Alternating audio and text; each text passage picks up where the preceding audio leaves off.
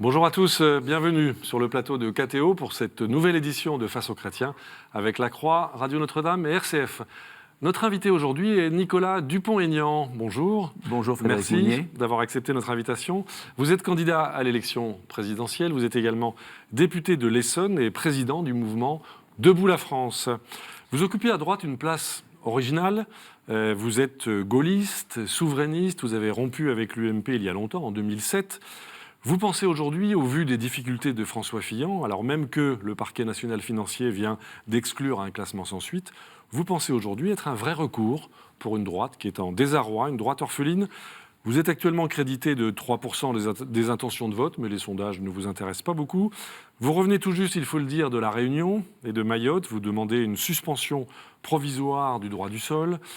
Vous demandez un rétablissement du contrôle aux frontières, la démission de la ministre de l'Outre-mer et un véritable plan Marshall pour l'Afrique. Par ailleurs, on y reviendra, vous êtes favorable à la sortie de l'euro, vous prônez le référendum dès que 500 000 personnes le demandent, la prise en compte du vote blanc, la suppression de Schengen, sur le plan économique, une hausse des petites retraites, la baisse des charges sociales et de l'impôt sur le revenu. Et vous souhaitez le recrutement de 30 000 policiers et la construction de 40 000 places de prison. On va revenir sur tout ça avec vous. Vous serez interrogé dans cette édition de Face aux chrétiens par Laurent de Boissieu pour La Croix. Bonjour. Par Bonjour. Louis Dauphren pour Radio Notre-Dame. Bonjour. Et par Romain Masneau pour RCF. Bonjour. C'est Laurent de Boissieu qui vous pose la première question. Alors nous allons bien entendu prendre le temps de parler de votre candidature et de vos propositions. Mais d'abord une question sur François Fillon. Peut-il, selon vous, continuer à faire campagne dans le contexte, continuer politiquement s'entend, à faire campagne dans le contexte de l'enquête du parquet national financier ? Nicolas C'est Dupont-Aignan. sa responsabilité. Il y a deux affaires. Il y a une affaire qui est devant la justice, qui est l'affaire des emplois de sa famille. Et puis il y a une affaire politique qui est liée à l'accumulation de sources de revenus différentes, et notamment, pour moi, le plus grave, qui est la question du financement par AXA de sa société. C'est le plus grave parmi tout ce qui est reproché Voilà. pour vous. Ça, c'est un fait. D'accord.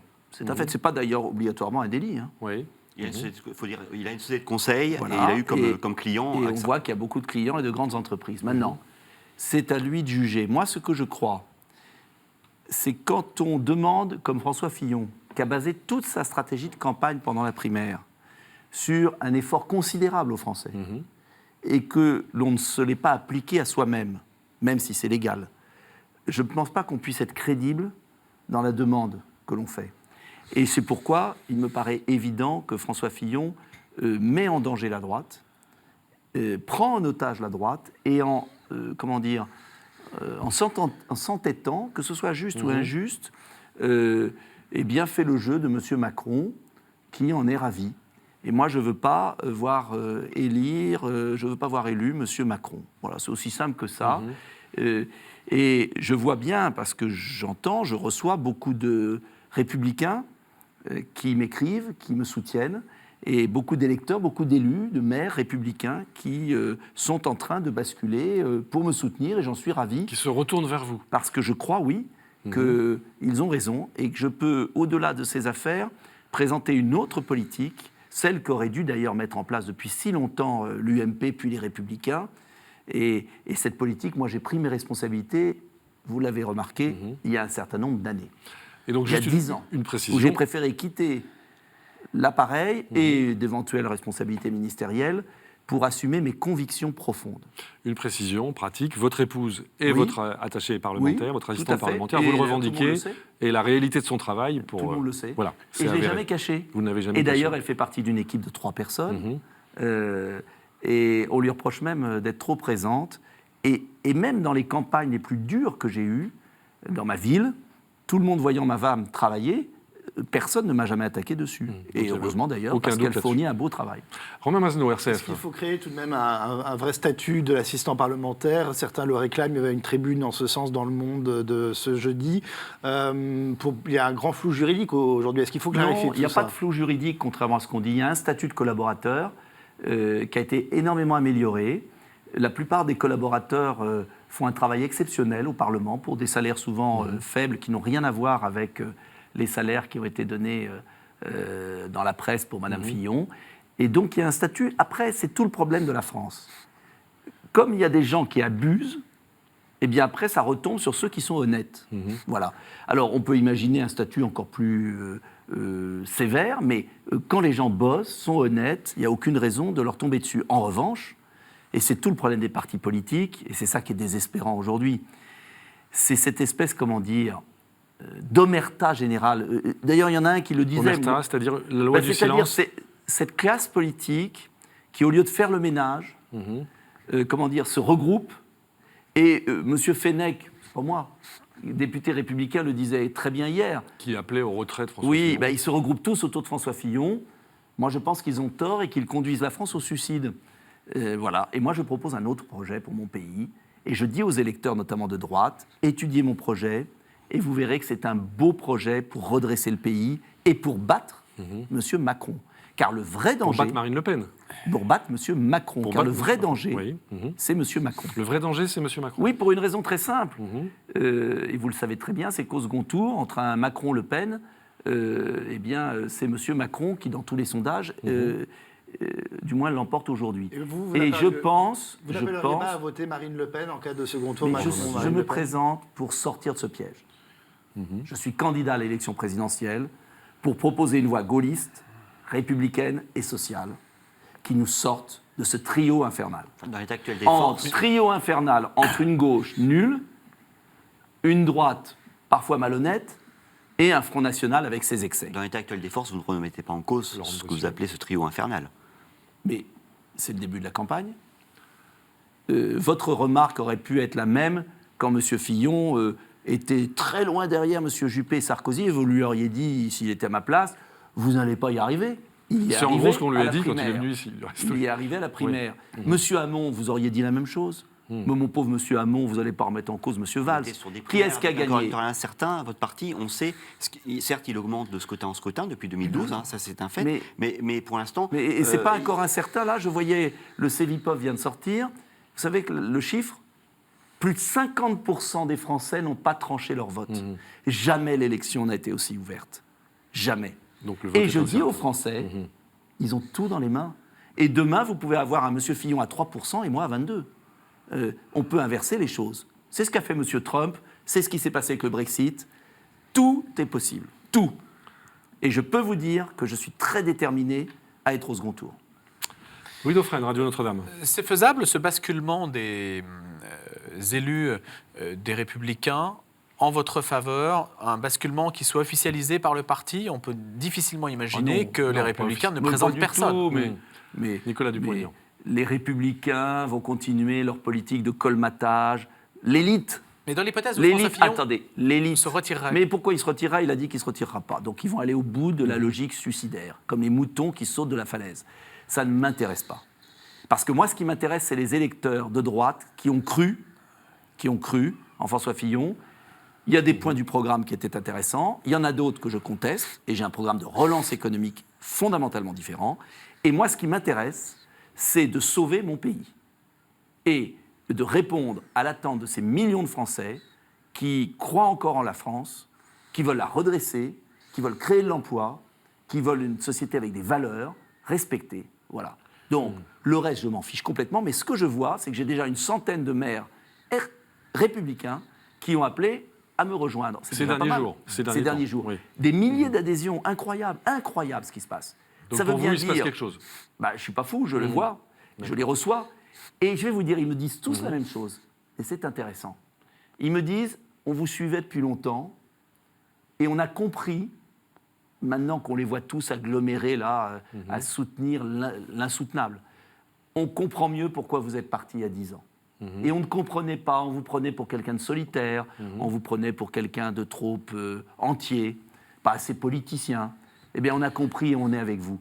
Et je vais vous dire, c'est beau, et ça me donne beaucoup de confiance. Et je suis certain qu'on va bouleverser le jeu politique. Laurent Boissieu. Justement, sur quelle base s'opèrent ces rapprochements Parce que est-ce que c'est par défaut ou est-ce que c'est vraiment pour soutenir votre projet sur le fond et en particulier sur l'Europe? Votre projet est radicalement incompatible avec ce qu'est l'ADN de l'UMP et des Républicains. Donc sur quelle base s'opère ce rapprochement? Eh bien les deux, mon capitaine. Nicolas Dupont-Aignan. Les deux. D'abord une déception, et puis surtout, ce que vous n'avez jamais compris, c'est le décalage, enfin vous le savez vous, le décalage fondamentale sur notamment les affaires européennes et nationales entre la base des électeurs et le sommet de l'UMP, des Républicains. C'est un décalage considérable. D'ailleurs, qui a conduit Nicolas Sarkozy, vous vous en souvenez, dans la primaire, à réclamer comme moi, à venir sur mes positions. Quand je lisais les interviews de Nicolas Sarkozy, j'avais l'impression de me lire, je me disais, tiens, il a changé. Fin de Schengen, fin de la directive travailleurs détachés. Oh, miracle. Pas fin de l'euro. Mais vous avez dit sortie de l'euro, moi je dis évolution de l'euro. C'est pas la même chose. On y reviendra. On y reviendra. Donc ça veut dire quoi? Ça veut dire, moi je me réjouis, mais il a fallu 10 ans, quel gâchis. 500 000 travailleurs détachés, une immigration massive, le chaos dans nos banlieues, pour qu'enfin on me dise enfin, tiens, finalement, tu n'avais peut-être pas complètement tort. Et justement, je présente un projet anti-système modéré, sans les excès du Front National. Et je suis certain qu'on peut rassembler une majorité de Français autour de cela. Romain Masneau, RCF. Alors, vous dites que vous n'aimez pas beaucoup les sondages, mais tout de même, depuis le début de l'affaire Fillon, vous n'avez pas beaucoup progressé dans ces sondages-là. Est-ce qu'il y a vraiment un espace politique entre les Républicains et le Front National aujourd'hui? Je ne me situe pas dans un Nicolas niche Dupont-Aignan. entre les Républicains et le Front National. Je parle à tous les Français, et notamment aux 20 millions de Français qui n'ont pas voté au régional, qui répondent dans les sondages bidons, on ne sait pas, et qui ont fait que M. Trump aux États-Unis a été élu, alors que tous les sondages disaient qu'il serait battu à plat de couture. Les sondages sont mensongers, racontent n'importe quoi, pas parce qu'ils sont malhonnêtes, tout simplement parce qu'ils interrogent des gens qui ne savent pas ce qu'ils vont faire. Et que pour la première fois, les Français se disent « le scrutin est vital, c'est notre civilisation qui est en jeu. Qu'est-ce qu'on va devenir ? Comment on va se débarrasser de cette classe politique minable qui a échoué, mais sans non plus partir dans le décor avec les deux fronts qui disent des choses souvent justes, mais à qui on hésite quand même à donner les clés de la maison. Et je crois que tout est ouvert. Tout est ouvert. Et je dis aux Français, réfléchissez, regardez, comparez. Moi, j'ai écrit un programme de 700 mesures. Alors, on m'a raillé. Ah, M. Macron, lui, dit le programme n'a aucun intérêt. Ben si, le programme, c'est très important parce que c'est ce qui va permettre de tracer le chemin pour redresser le pays. Et je suis convaincu que les Français vont s'intéresser beaucoup à la campagne, beaucoup plus que vous ne croyez. Une dernière question de Louis Dauphren, Radio Notre-Dame. Quelle serait l'étape suivante après les ralliements que vous avez eus qui vous permettrait d'encore plus avoir confiance? Qu'est-ce que vous attendez aujourd'hui? J'attends de Nicolas pouvoir Dupont-Aignan. parler aux Français, je vous remercie de m'inviter. J'attends un débat contradictoire entre tous les candidats du premier tour, car j'ai remarqué, moi je regarde, je suis pas... Je regarde. J'ai remarqué que s'il n'y avait pas eu 3 débats et une dizaine d'heures de débats télévisés lors de la primaire républicaine ou de la primaire socialiste, jamais M. Fillon ou M. Hamon n'auraient gagné. Ça veut dire quoi? Ça veut dire que les Français veulent connaître. Donc je demande aux chaînes de télévision de revenir en démocratie. Donc tout dépend de la médiatisation. Bien, de la vous aurez. comparaison. Oui. Si on veut qu'il n'y ait que M. Macron, Mme Le Pen et M. Fillon, vous aurez un chaos dans notre pays au lendemain de l'élection, dans la rue. Soit on a une vraie démocratie, j'estime que 40 millions d'électeurs, qui n'ont pas participé aux 2 primaires, ont peut-être le droit, je m'excuse, le droit au moins de comparer et d'écouter ce qu'on propose. Et c'est un enjeu démocratique. Et les médias, qui sont déjà si impopulaires dans notre pays, feraient bien de prendre garde. En tout cas, moi j'ai lancé des pétitions. Il y en a d'ailleurs des pétitions de la société civile. J'ai vu un type qui a lancé 3 débats, sinon rien. Et il y a une colère qui monte dans le pays, une colère contre la classe politico-médiatique qui est immense. Donc j'ai fait appel au CSA, j'ai fait appel aux chaînes de télévision. Faites votre métier de démocrate. Et vous demandez à pouvoir débattre. C'est quand même la moindre des choses. Bien, écoutez, c'est Ou ce alors que- la c'est ce démocratie qu'on est propose. réservée aux électeurs des Républicains et des socialistes, c'est-à-dire 6 millions d'électeurs sur 46. Et on revient au suffrage censitaire. Puis on a vu le résultat. Fillon, bravo. Bien, en tout cas, ici, vous êtes avec nous sur le plateau de Eh ben, Face aux merci. chrétiens. Vous pouvez vous exprimer avec l'ensemble des médias chrétiens. On va marquer une première pause et on vous retrouve dans quelques instants. Donc, notre invité, Nicolas Dupont-Aignan, candidat à l'élection présidentielle. À tout de suite.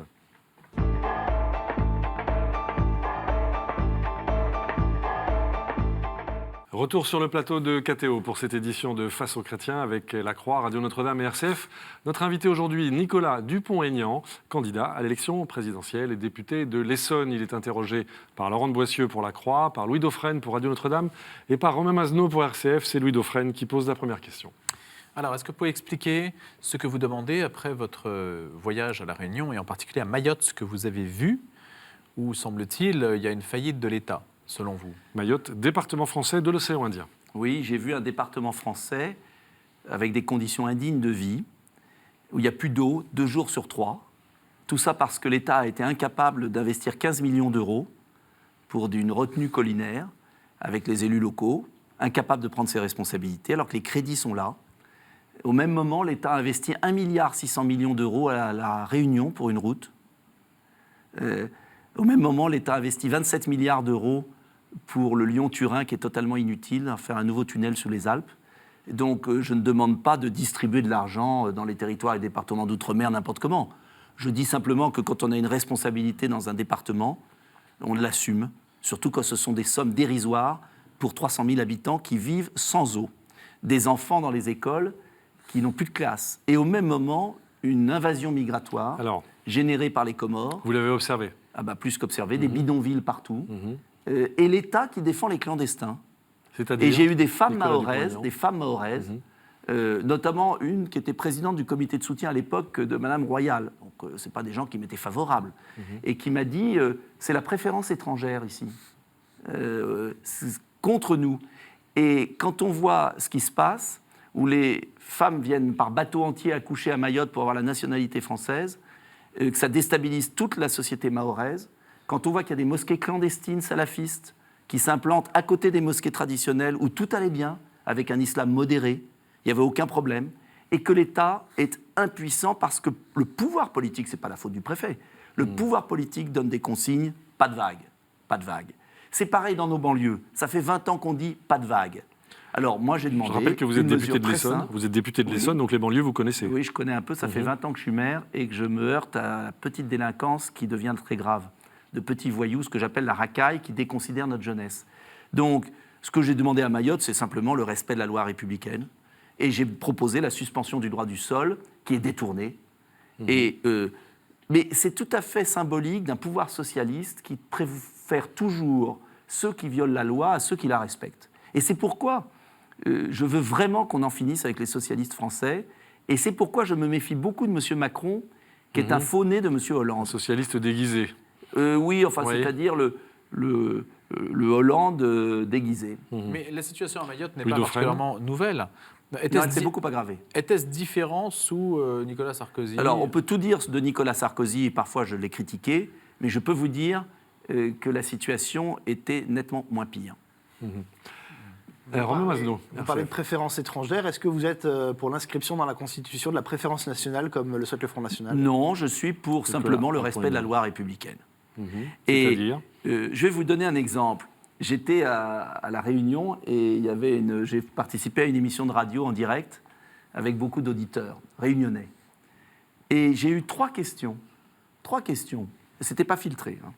De réunionnais qui disaient « Comment peut-on accepter que dans notre pays, des étrangers qui arrivent sur notre sol et des allocations, des minimums vieillesse, alors même que nous, Français, on est en train de crever, que nos petites retraites sont minables. Les Français n'en peuvent plus de cette injustice. On prélève toujours plus d'argent sur nos concitoyens. Les retraites ont été désindexées. C'est M. Macron, là aussi, le pouvoir socialiste, qui a désindexé les pensions de retraite par rapport à l'inflation. M. Macron veut augmenter la CSG, M. Fillon la TVA. Et au même moment, on continue à distribuer des aides, notamment, vous le savez, pour les pays membres de l'Union européenne. Vous arrivez, au bout de 3 mois, vous avez le RSA. Vous avez, si vous avez une personne âgée à domicile, le minimum vieillesse, sans avoir jamais cotisé. Vous avez les soins gratuits. Moi, je ne demande pas l'excès du Front National. Voilà, je ne veux pas en arriver à la préférence nationale. Je demande simplement un délai de carence de 5 ans. On doit cotiser pendant 5 ans et travailler, quand on est étranger en France, avant de recevoir la moindre prestation. Et vous verrez que là, il y aura déjà plus de justice. Et je propose aussi qu'on récupère l'argent qu'on donne à Bruxelles pour augmenter de 100 € par mois, 6 millions de petits retraités. 6 millions de retraités l'argent qui qu'on ont donne la à Bruxelles, misère. c'est-à-dire C'est-à-dire que nous donnons, quand vous dites ça personne ne le sait, chaque année, nous donnons 21 milliards d'euros à Bruxelles. C'est considérable, 21 milliards d'euros. C'est public, ça fait partie de Oui, du et nous fonctionnement. recevons combien? D'accord. 13. 21 moins 13, 8. Chaque année, les Français, par leurs impôts, donnent 8 milliards à une organisation qui organise la concurrence déloyale sur notre sol et qui subventionne nos concurrents. Je dis stop. Nous ne donnerons pas un centime de plus. Donc sortie de l'Union européenne. Non. Si on veut être conséquent. Madame Thatcher Laurent n'est pas Boissieu. sortie à l'époque de l'Union européenne. On va en reparler de l'Union européenne. Mais elle a dit Allez-y. ça suffit. Ça suffit. Je n'ai pas à accepter que nos retraités soient accablés de CSG, de RDS, n'aient plus de quoi vivre et de quoi manger dans notre pays et qu'on donne 8 milliards d'euros à des gens qui délocalisent nos usines et qui les font venir dans leur pays en baissant les charges avec nos impôts. Ça ne peut plus durer. Et je suis le seul à proposer cette mesure qui ne coûtera rien au pays et qui permettra de relancer le pouvoir d'achat de nos anciens qui vont aller consommer localement, qui vont aider leurs enfants pour vivre un peu mieux dans la dignité. C'est grosso modo les arguments des partisans du Brexit au Royaume-Uni. Oui, mais ils C'était à avaient peu bien près ça. raison. Ils avaient- D'accord. Pourquoi donner de l'argent à une organisation qui vous fait du mal alors qu'il y a tant de misère dans nos pays? Et on me dit souvent, il n'y a pas d'argent. Mais si, il y a de l'argent. 8 milliards qu'on donne à Bruxelles pour rien. Eh bien, je le rends aux retraités français. Et je relance l'économie française. Et ça va créer des emplois nouveaux. Ça coûte rien, c'est possible. Et ça va soulager la misère. Laurent Boissieu-Lacroix. Justement, concrètement, alors parlons de l'Union européenne. Vous remettez en cause les règles européennes, les règles de fonctionnement de l'Union européenne. Donc concrètement, si vous remettez en cause ces règles, vous pouvez vouloir bâtir une autre Europe après, mais vous remettez de fait en cause l'Union européenne actuelle. Donc vous arrivez forcément à une sortie de l'Union européenne actuelle. Non. Je Que vous renégocie. n'assumez peut-être Nicolas pas, mais c'est un Dupont-Aignan. fait. Vous n'êtes pas partisan du Frexit? Non. Non. Parce que la France, c'est pas le Luxembourg ou Andorre. La France, c'est la France. Et quand la France va arriver à Bruxelles, avec un mandat du peuple français, pour dire on ne joue plus, c'est fini. Je ne verse plus de l'argent à une organisation de gens non élus, soumis aux intérêts financiers. Je n'accepte plus la concurrence déloyale des travailleurs détachés qui viennent dans notre pays voler nos emplois, très clairement, puisqu'ils ne payent pas de charges sociales alors que nos artisans payent des charges sociales. Je n'accepte plus Schengen avec des migrations non contrôlées. Schengen, il faut suspendre, hein, c'est ça que vous Il dites, faut Nicolas Dupont-Aignan. l'arrêter, rétablir L'arrêter. les frontières nationales. D'accord. Et ça n'empêche pas que je suis autant acteur de l'Europe que vous, et nous allons nous mettre autour de la table. Nous avons 6 Mais mois. ce n'est plus l'Union européenne, c'est une Attendez, autre Europe, mais ça ce n'est sera plus une l'Union autre européenne. Europe, on va l'appeler Donc, autrement. donc, c'est une La co- sortie de l'Union européenne actuelle. C'est pas une sortie, elle n'existera plus du fait que la France ne participe plus. Et que la France, en revanche, n'est pas comme la Grande-Bretagne à dire on s'en va. On va reconstruire. C'est comme une copropriété. Est-ce que, monsieur de Boissieu, si vous changez le syndic de l'immeuble, vous êtes obligé de déménager? Non, mais vous êtes soumis aux mêmes règles. Non, mais en revanche, quand vous êtes dans une copropriété, cher monsieur, et que le syndic vous vole, ne gère pas bien votre immeuble, vous le congédiez. Mais si vous êtes le seul Et à le vous ne considérer, vous déménagez n'êtes pas pas. majoritaire à la réunion Mais syndicale. nous serons majoritaires parce que l'Angleterre a claqué la porte. Donc elle n'y est plus. Donc Elle elle n'est n'est plus dans les La négociations. France est en révolte. L'Italie n'en peut plus. Les autres peuples n'en peuvent plus et attendent le signal de la France. Vous savez, la France a toujours donné le signal dans l'histoire. Que ce soit la Révolution française, 48, toute l'histoire de l'Europe, c'est le déclic de la France. La France va rebâtir une belle Europe, parce que moi, je ne suis pas contre l'Europe. Je suis pour une Europe des nations libres et des projets. Je suis le seul sur mon site à avoir fait l'effort avec mes amis de rédiger un traité alternatif pour bâtir l'Europe des nations et des projets qui permettent dans la mondialisation de peser.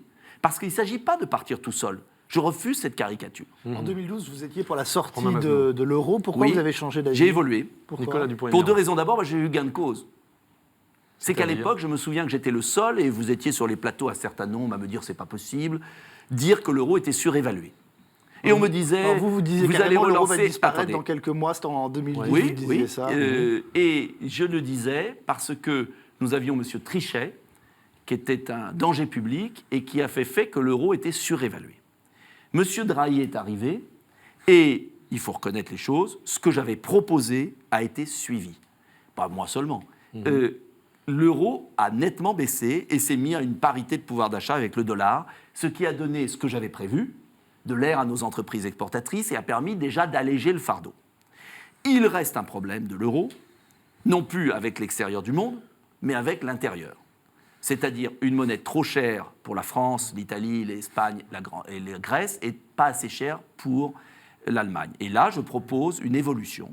C'est-à-dire, je ne propose pas le statu quo, Je dis qu'il va falloir passer à la monnaie commune, ce qu'avait proposé Jean-Pierre Chevènement, et qui est une très bonne affaire, on garde les avantages de l'euro, je résume, et on en enlève les inconvénients en pouvant réajuster tous les ans les parités fixes, de manière, quand un pays ne peut pas suivre, comme la Grèce, à pouvoir dévaluer sa monnaie et lui redonner de l'air sans faire souffrir les gens. Concrètement, pour les auditeurs, ça veut dire Laurent que demain, avec vous, élu président de la République, Oui. parce que nous, Français, paierons demain avec des francs ou avec des Non, euros. des euros francs. Il y aura des euros francs, des euros marques. Normalement, c'est déjà le cas. Il y a déjà des euros francs, des euros Non, marques. actuellement, il y a des euros. Oui, il y aura soyons une concrets monnaie, pour les consommateurs. il y aura une Demain, on n'aura monnaie pas dans nos commune. poches des euros ou des francs. des euros francs.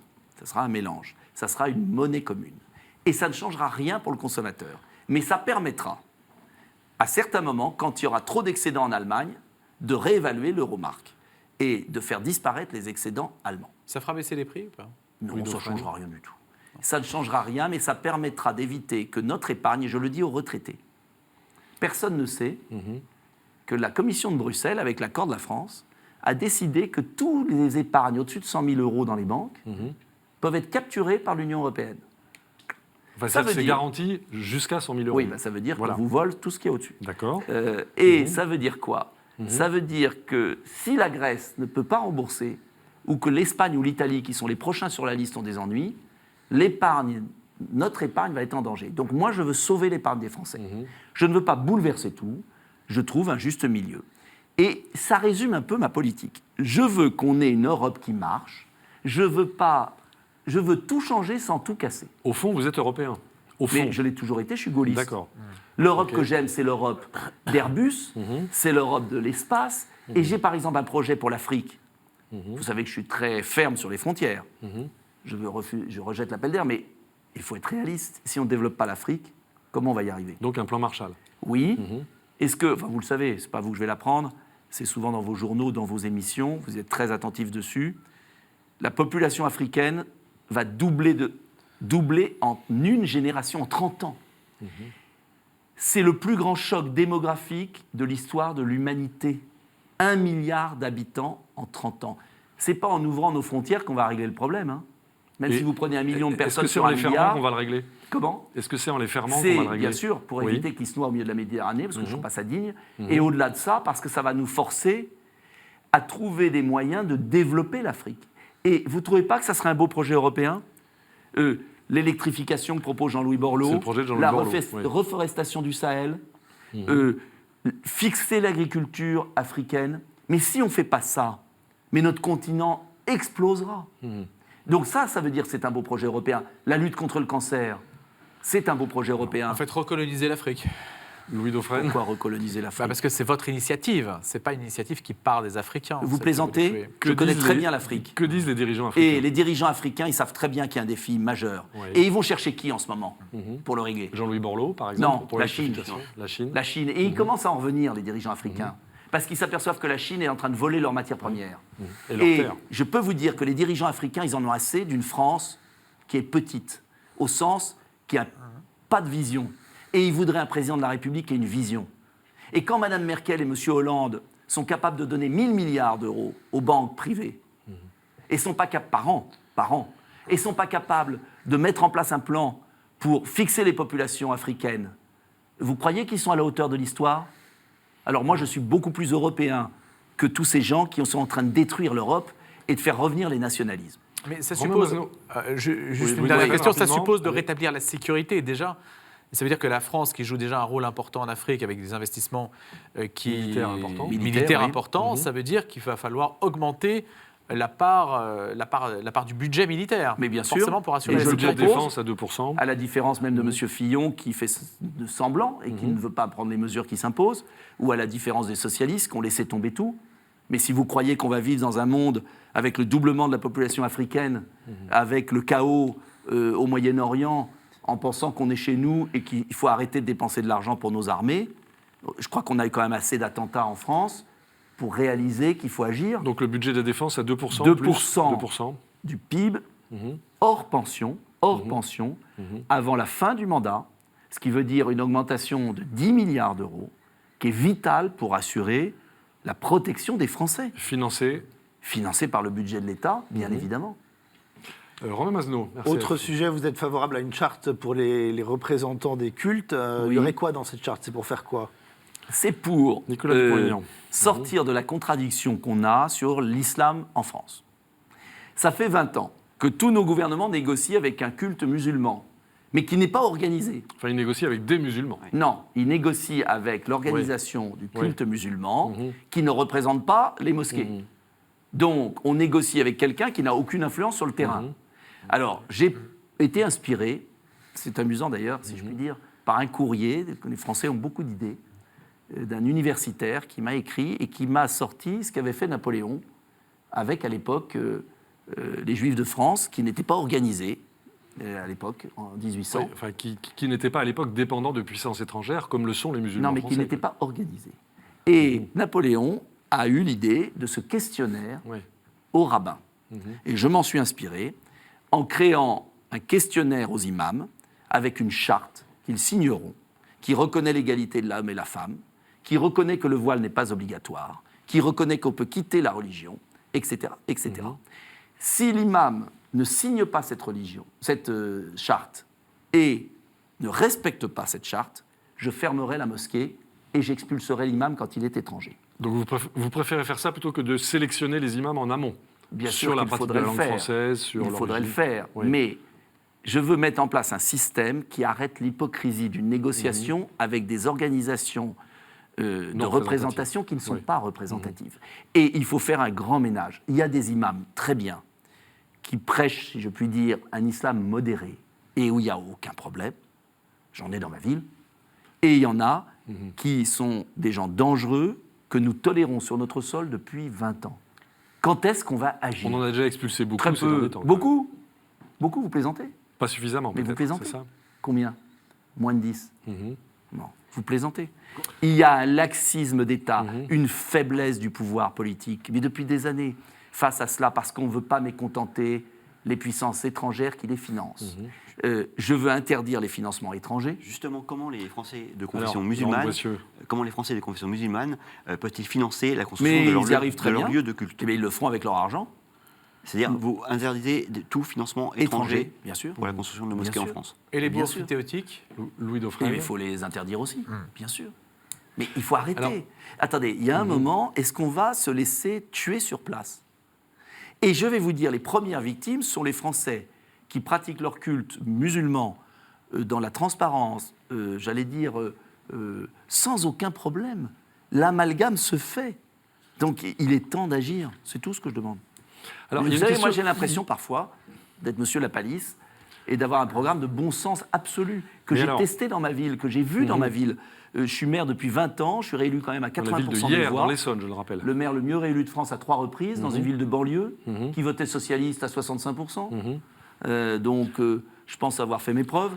Et Alors- on peut résoudre les problèmes avec bon sens, il n'y a pas besoin de partir dans le décor. Il y a une question qui vient à l'esprit en vous écoutant, Nicolas Oui. Dupont-Aignan, défiler vos propositions, c'est que qu'est-ce qui, au fond, où situez-vous la frontière entre vous et Marine Le Pen, laquelle vous a appelé à la rejoindre, et vous n'avez toujours pas répondu, Nicolas Dupont-Aignan. Quand je rédige mon programme avec mes amis, je ne me pose pas la question de savoir si Marine Le Pen a écrit la même chose, ça m'est complètement égal. Et je m'en réjouis. D'ailleurs, si elle a écrit la même chose, ça veut dire qu'elle est d'accord avec moi. Et pareil que M. Montebourg ou M. Fillon. Et ce qui est très paradoxal, Vous êtes singulier, c'est que ça vous... Non, Non. je défends mon intérêt de mon pays. Oui. Je suis gaulliste. Je ne m'occupe pas des autres. Et c'est curieux, on me pose toujours la question vis-à-vis de Mme Le Pen, Oui. parce qu'en fait, on veut me coller avec le Front National, parce qu'on veut défendre un système qui ne survit que grâce au Front National, qui ne gagne pas au second tour. Mais quand je défends la même politique étrangère que M. Fillon, personne ne me pose la question. Quand je défends des baisses de charges sur les PME, personne ne me pose la question.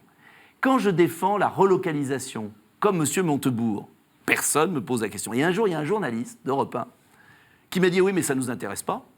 Je lui dis « Pourquoi? Vous voulez montrer que je suis comme Le Pen, c'est ça ?» Et il a éclaté de rire. Donc, Mais vous, ça nous intéresse, au contraire. donc Simplement, vous êtes vraiment différent de Marine Le Pen, c'est ce que vous Alors, dites. il y a des points Sur communs. bien des sujets, Je ne vais pas ouais. les nier. C'est avec elle et Henri Guénaud Attendez. que vous avez le plus de points communs. Henri Je ne vais Guénaud et pas elle. les nier. Oui. Mais il y a une différence fondamentale. D'abord, d'où je viens et ce que je suis. Je suis gaulliste. Donc, le 18 républicain. juin. Oui, ça veut dire une chose, le gaullisme. C'est le rassemblement des Français autour de valeurs républicaines. Deuxièmement, ce que je suis. Je ne suis pas sûr que Marine Le Pen, mais c'est à vous de juger, aurait été réélue dans une ville de banlieue à 80% des voix à 3 reprises. Parce que j'ai une autre pratique, je pense, qu'au Front National. Je n'ai pas les mêmes équipes. Chez nous, il y a beaucoup de maires élus dans toute la France, et nous n'avons jamais caché personne. Il n'y a pas une arrière-boutique et une vitrine. Et je ne nie pas les efforts de Marine Le Pen pour changer son parti, vous voyez. Mais chez nous, c'est différent. C'est différent. Et Très puis, bien. sur le programme, Oui. allons au bout des choses. J'ai un programme réaliste et innovant. Réaliste, ça veut dire, par exemple, que je ne promets pas ce que je ne peux pas tenir, alors que Marine Le Pen a un programme économique que je trouve beaucoup trop socialiste et beaucoup trop démagogique. Quand elle dit retraite à 60 ans, c'est pas sérieux.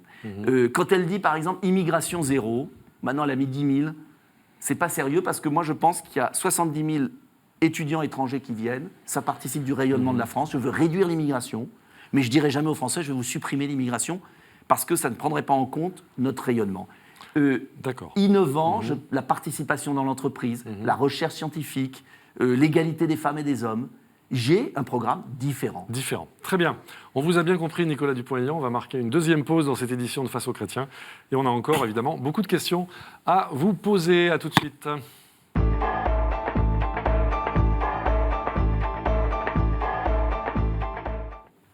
Retour sur le plateau de KTO pour cette édition de Face aux chrétiens avec notre invité candidat à l'élection présidentielle, Nicolas Dupont-Aignan, député de l'Essonne, président du mouvement Debout la France. Il est interrogé par Laurent de Boissieu pour La Croix, par Louis Dauphren pour Radio Notre-Dame et par Romain Masneau pour RCF. C'est Romain Masneau qui pose la première question. Vous avez eu récemment des propos assez favorables à Donald Trump. Quand il dit qu'il souhaite la dislocation de l'Union européenne, que l'OTAN est obsolète, ça va dans la bonne direction selon vous ? Nicolas Dupont-Aignan. Ma position sur Trump est très équilibrée. J'ai dit quoi ? Vous avez dit il sert les intérêts de son pays, il agit, il fait des J'ai choses. dit que l'élection de Donald Trump, même si Donald Trump en lui-même n'est pas ma tasse de thé, montrait enfin au peuple qu'un président pouvait servir à quelque chose. Alors, pour le meilleur ou pour le À pire. quoi sert-il À en quoi, ce moment ouais. Attendez, il sert son peuple et il respecte ses promesses. Alors, je sais qu'en France, avoir un président qui prend des décisions, qui défend son peuple, c'est un crime. Mais les Français auraient aimé avoir un président depuis 10 ans et surtout 5 ans qui, à un moment, défend ses ouvriers, fait pression sur ses entreprises pour relocaliser ses emplois. Construit un mur avec... Construit un mur pour freiner les flux migratoires. Moi, je ne suis pas pour le mur, mais au moins respecter les frontières. D'accord. Je ne suis pas pour les mesures de Donald Trump. D'accord. Je suis pour un président qui sert à quelque chose. Comment voulez-vous que les Français respectent la politique ? Pourquoi, à votre avis, les Français détestent les hommes politiques aujourd'hui ? Pourquoi l'Union européenne est détestée à ce point ? Vous ne croyez pas que c'est parce qu'ils en ont marre de l'impuissance publique ? Mais vous êtes sûr que Trump sert à quelque chose en ce moment ? Mais il sert son pays, il Oui. est élu par son peuple. Il use a ses été conseillers. élu. Avec un rythme l'affaire élevé. Michael Flynn, Mais son je- conseiller, vous trouvez attendez, qu'il je sert suis les pas là. intérêts de son pays Je ne suis pas là pour défendre Trump. Il a une Mais équipe attendez. cohérente, soudée, et Mais je avec ne une suis pas vraie là pour vision. défendre Trump. Ouais. Alors, Et je suis moi-même candidat pour éviter qu'on ait ce que j'appelle les défauts de Trump. Et si je suis candidat pour un patriotisme humaniste, de bon sens, avec des gens sérieux, c'est parce que justement j'ai l'exemple américain. Si avant Trump, il y avait eu un homme politique américain sérieux, plus sérieux que Trump, moins excessif, qui s'était battu, c'est Obama qui a fait Trump, au fond. C'est ça c'est que pas vous dites ? Obama seul, Non. c'est un système Oui, le pourri. système, oui. pourri, qui a appauvri le peuple américain pendant des années, et j'ai été un des seuls à tirer la sonnette d'alarme. Quand vous avez 1% de la population, même pas, 1 pour 1000, qui empoche 30 ans de prospérité, tout peut se passer. Enfin, le Et chômage c'est est la- à 5%. Mais le en chômage, France. vous savez ce que ça veut dire de travailler aux États-Unis, avoir 2 boulots? C'est des petits jobs, c'est pas des vrais emplois. Donc, la vraie question, et j'aimerais qu'on parle de mon projet politique, économique, c'est que si vous laissez la misère dans un continent comme l'Europe, le chômage de masse, l'immigration massive, une école publique qui n'apprend plus, eh bien, vous avez une explosion à la Trump.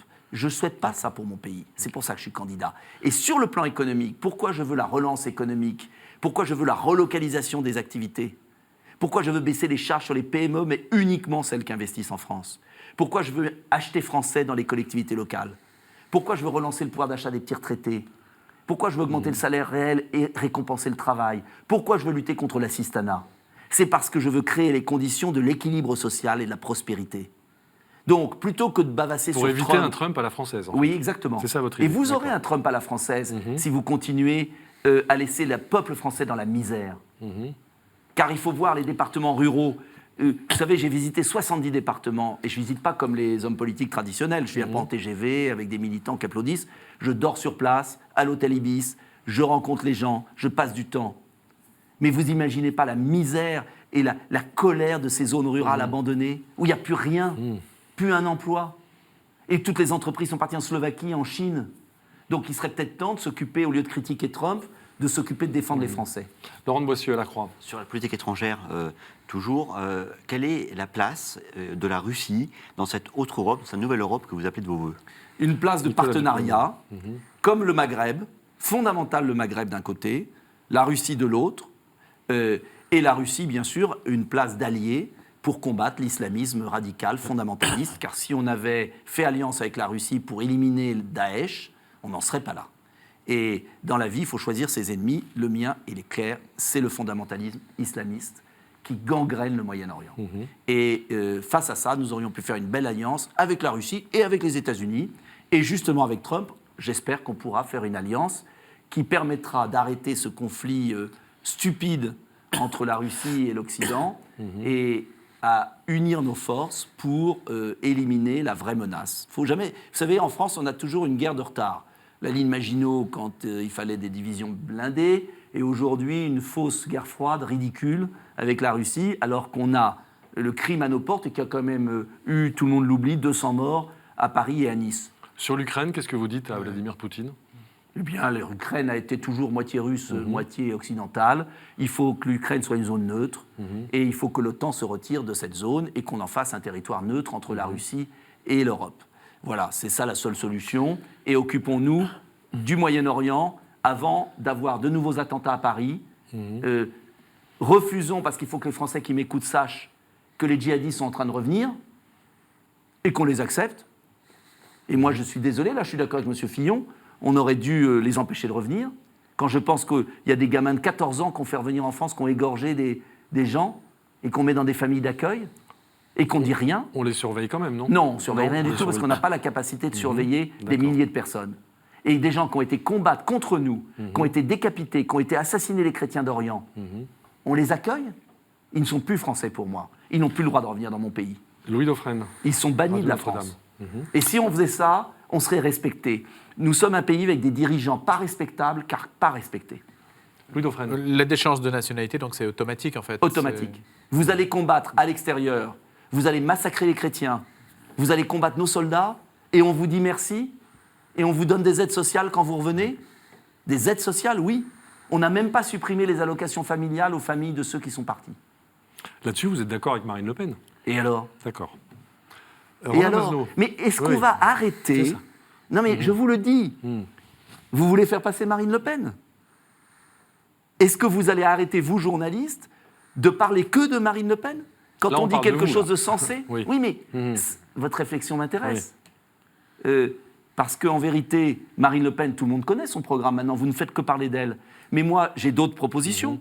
On est parti sur les affaires étrangères, mais l'économie, ce que je propose pour aider nos PME, ce que je propose pour créer 2 millions d'emplois en France, ça peut être utile pour les Français de le savoir. Et ça, Marine Le Pen ne le propose pas.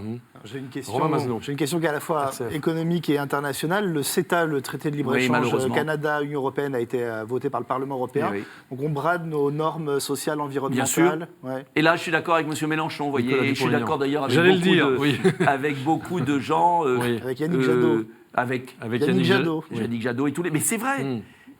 Vous allez avoir une agriculture avec des produits bas de gamme. On va détruire nos terroirs alors qu'on sait que dans la mondialisation, on doit monter en gamme.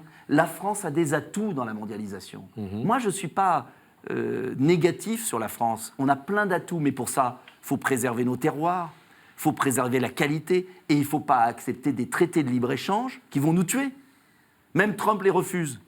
Bah, on Et peut nous, être- comme des Trump, ânes, oui. comme des ânes, nous acceptons un traité qui va mettre encore au chômage le peu d'agriculteurs qui nous restent. On peut exporter nos AOC quand même. Louis Dauphren. Mais non, parce qu'il n'y a que 10% des AOC qui ont été mises dans le traité. Et il y en a 90% qui sont rejetés. Et les tribunaux qui vont juger ça, ça ne sera plus le peuple français, ça sera des tribunaux internationaux. Et si vous, si vous regardez le CETA, c'est encore 75 000 tonnes de viande bovine qui vont entrer en France. Ce sont encore des milliers de nos agriculteurs qui vont faire faillite. Mais c'est criminel. C'est de la haute trahison, ceux qui ont voté ça. Et M. Hollande, M. Macron et toute la bande, et pareil, M. Fillon, je ne les ai pas entendus s'opposer à ce traité qui va tuer un peu plus notre pays. Donc il serait peut-être temps à un moment de défendre la France de manière mesurée, mais quand même ferme. Sur l'économie, quelle est votre position sur la question du déficit budgétaire? C'est-à-dire, vous voulez une relance en augmentant notamment les petites retraites. Est-ce qu'il faut également une relance par l'investissement public, ce qui veut dire éventuellement ne pas respecter les normes de déficit budgétaire?